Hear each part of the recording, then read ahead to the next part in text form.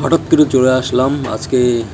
দেখতে পাচ্ছ এই রাত্রেবেলায় মানে মেলাতে আসছি আমি, জলপেশ মেলাতে একা একাই চলে আসলাম। আর হেলমেটে মাউন্ট লাগাইনি। আর রাত্রিবেলা যদি ভিডিও করি হেলমেটে মাউন্ট লাগিয়ে, তাহলে কিছুই দেখতে পাবে না, এই কারণে লাগাইনি। তো এই যে রাস্তায় যাওয়ার পথে একটু ভিডিও করলাম। আর এই যে এটা স্ট্যান্ড করতে হয়, তো স্ট্যান্ড করলাম। স্ট্যান্ড করার পরে মেলাতে ঢুকে দেখি প্রচণ্ড রকমের ভিড়। এই জায়গাটা একটু কম ভিড়, কিন্তু একটু পরে দেখতে পাবে এমন ভিড়।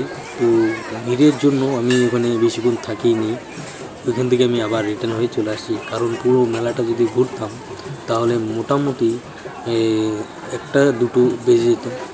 তো অতক্ষণ তো লেট করা যাবে না, এই কারণেই আমি মানে কোনো রকমভাবে আর কি এই মন্দিরটা দেখলাম। একটু মন্দিরটা দেখার পরে এখন ওইদিকে বের হওয়ার সময় অসম্ভব ভিড় ছিল।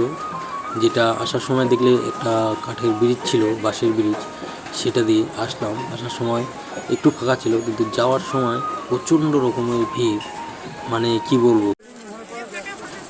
তো এই কারণে তাড়াতাড়ি চলে এসেছি ওইখান থেকে।